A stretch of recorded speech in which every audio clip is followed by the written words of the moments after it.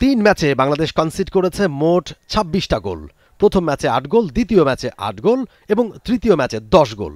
World cup কোয়ালিফায়ার্সের qualifier হিসেবে ৩ ম্যাচের একটা সিরিজ বাংলাদেশ খেলেছে পাকিস্তানের সাথে মৌলানা ভাসানী হকি স্টেডিয়ামে এবং ৩ নম্বর ম্যাচটাতে এসেও বাংলাদেশ কিন্তু বড় ব্যবধানে হেরেছে। তবে এই ম্যাচে বাংলাদেশ ৩টা গোল করতে পেরেছে, প্রথম ম্যাচে করেছিল ২টা গোল। এই যে ২৮টা গোল বাংলাদেশ কনসিড করেছে, তারপরেও কি বাংলাদেশের পাওয়ার কিছু নেই? অবশ্যই আছে। এখান থেকে বাংলাদেশের পাওয়ার অনেক কিছু আছে, যেইখানে বাংলাদেশ আসলে খুব একটা ম্যাচ খেলার সুযোগ পায় না। ঘরোয়া হকি একেবারেই বন্ধ, লম্বা একটা সময় ধরে ক্লাবগুলো ইন্টারেস্টেড না ঘরোয়া হকিতে।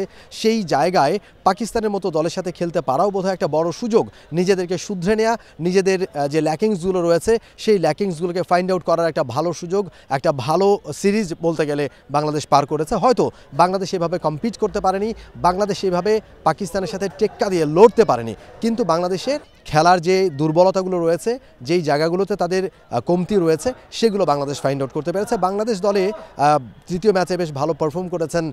সব মশার বিরুদ্ধে সুরক্ষা দিতে এলো বসুন্ধরা এক্সট্রিম অ্যারোসল, মশার বিরুদ্ধে এক্সট্রিম সুরক্ষা।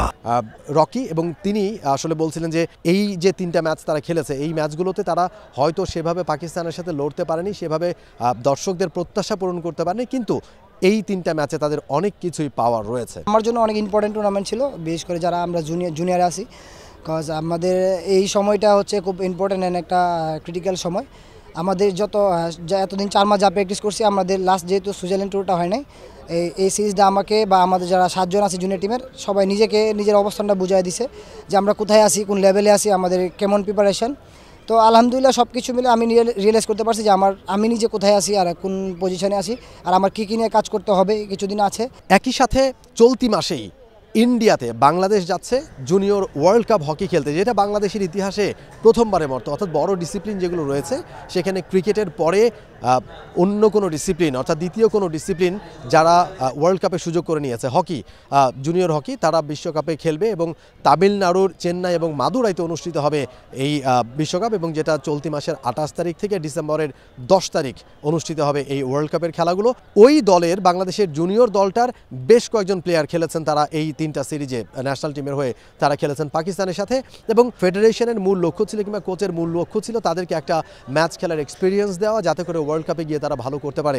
সেই জায়গাতেও বাংলাদেশ কিছু অভিজ্ঞতা অর্জন করেছে, পাকিস্তানের মতো দলের সাথে তারা খেলেছে এবং তাদের এই অভিজ্ঞতাগুলো তারা ওয়ার্ল্ড কাপের স্টেজে ইমপ্লিমেন্ট করতে চান। আমাদের এটা টুর্নামেন্টটা অনেক ইম্পর্টেন্ট ছিল, কাজ আমাদের যে ওয়ার্ল্ড কাপটা আছে এটা খেলা হবে এই পাকিস্তানের মতো টিমদের সাথে, যেমন অস্ট্রেলিয়া, ফ্রান্স, ওরা আরও ভালো টিম, জুনিয়র টিম হোক কিন্তু আরও ভালো টিম আমি মনে করি। বাট আমরা নিজে সর্বোচ্চটা দিয়ে ফাইট করব, যেরকম আমরা 4 মাস ধরে ট্রেনিং করেছি ওইটা আমরা ওইখানে অ্যাপ্লাই করার চেষ্টা করবো ইনশাল্লাহ।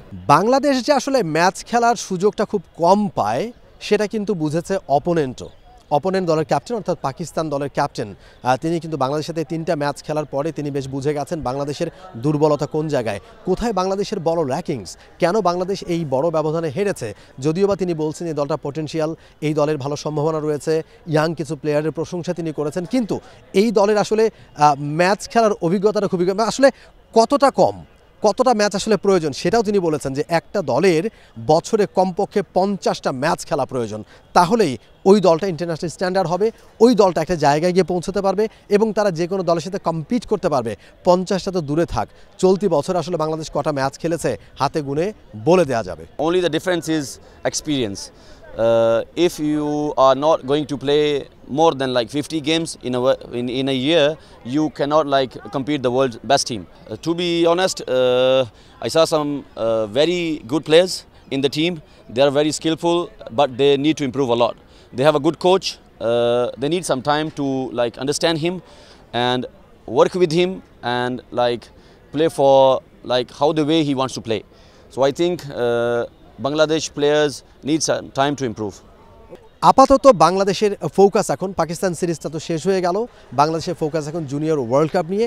সেখানে গিয়ে যাতে বাংলাদেশ ভালো খেলতে পারে। বাংলাদেশের গ্রুপে বড় বড় টিম রয়েছে, অস্ট্রেলিয়া রয়েছে, কোরিয়া রয়েছে, ফ্রান্স রয়েছে গ্রুপ পর্বে। এই দলগুলোর সাথে কম্পিট করতে হবে এবং এই দলগুলো বছরে কিন্তু প্রচুর ম্যাচ খেলে, অনেক ম্যাচ খেলে এবং এই দলগুলো অনেক প্রিপেয়ার। জুনিয়র হলেও আন্ডার 21 আমরা জানি, অর্থাৎ ন্যাশনাল টিমের পরের যেই দলটা সেটাকে 21 বলা হয়। অর্থাৎ অন্যান্য দেশের ইউরোপিয়ান যে দলগুলো রয়েছে তাদের এই দলগুলো কিন্তু যথেষ্ট স্ট্রং।